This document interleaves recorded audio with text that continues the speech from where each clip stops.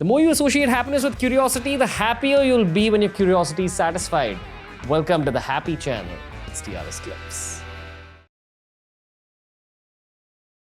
What happened between the early 90s and Kargil? All this was happening. But why did Kargil end up happening from the Pakistani perspective? Yeah. So, in the 90s, there was this cat and mouse game between Benazir and Nawaz Sharif. 2 years Benazir, then she was dismissed. Then Nawaz Sharif came into power. 2 years, he was dismissed. Benazir came back into power. Till finally, 1999, Musharraf staged a coup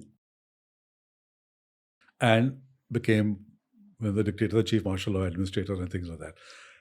As a brigadier, Musharraf had given a briefing to Benazir about Kargil, that this is what we can do. And Benazir shot it down, saying this will lead to a war with India, forget it. But when he was chief himself, so there were 4 people. There was Chief of General Staff, there was Corps Commander Rawalpindi, and the Force Commander in other areas, a chap called Javed Hassan. Again, digressing a bit, when Javed Hassan was in the NDC, National Staff College, Quetta, he carried out a study called India, a Study in Profile. After studying 2,000 years of Indian history, he made certain conclusions. And among the key conclusion was that the Hindu has no stomach for a fight. Right? And this is what Musharraf also believed in. So they believed when they launched something like Kargil, the Indian reaction will be so poor and weak that they will not be able to dislodge them from Kargil. And the Kashmir issue will get a huge boost and they would have got a chunk of territory and they will take revenge of Siachen. And then gradually be able to expand. Now, Nawaz Sharif says that he wasn't consulted. This was Musharraf on his own. There was a controversy. Both sides of the story are there. But the fact was that when the reaction of Indian army was so severe and so savage that Musharraf and the Pakistan army was stunned. When Nawaz Sharif asked Musharraf that, what is happening? You told me there are these Kashmiris fighting over there and now you say there are Pakistan army. He said, we didn't expect that the Indian army would react so strongly. You're starting something, and then you think the Indian army will not react so strongly. Overconfidence. And though Musharraf claims that Nawaz Sharif sold him out by visiting Clinton, I demonstrate in my book that even before Nawaz Sharif went to the US, Nawaz Sharif and Musharraf had agreed with the US visiting general. The general said, you can visit Clinton only if you agree to withdraw from Kargil and you maintain the sanctity of the line of control. And what was in it for the US? They didn't want, both countries have recently become turned nuclear. They didn't want this kind of a fight to go on. So that is the first time that the US did not support Pakistan. And for India, that is a huge signal. Knowing the US, my follow-up question is why? Because they realized that Pakistan was totally on the wrong. They couldn't defend. They could not accept the sanctity of the LOC being violated. So when this general who visited, and he written about it, and Musharraf was on board, they agreed that they will start pulling back. And before Nawaz Sharif went to Washington, the US satellites picked up Pakistanis moving out.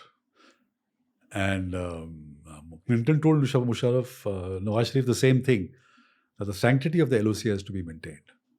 So Nawaz Sharif actually bailed out Musharraf rather than the other way around, rather Musharraf accusing him. But Nawaz Sharif, he could have sacked Musharraf at that time and regained control of the Pakistan army. But he delayed it too long. By which time Musharraf had gone through all the cantonments and built up support for himself, so that when finally Nawaz Sharif sacked Musharraf in that famous flight from Colombo, which was coming back, it was too late. You'll have to give some last bit of context here before I let you go, sir. So he had gone on a trip to Colombo on a visit, and when he was coming back, orders were issued by Nawaz Sharif to divert the flight from Karachi and take it to a small airport in Jacobabad or some other place. And then the pilot came to Musharraf, who was sitting in front, that, we're not being allowed to land in Karachi, should we land in Bombay because we are running short of fuel. So Musharraf said, over my dead body. He didn't want to land, so much of hatred he had for India. So then his corps commander in Karachi and his chief of general staff they took control of Karachi airport. And when they made the plane land,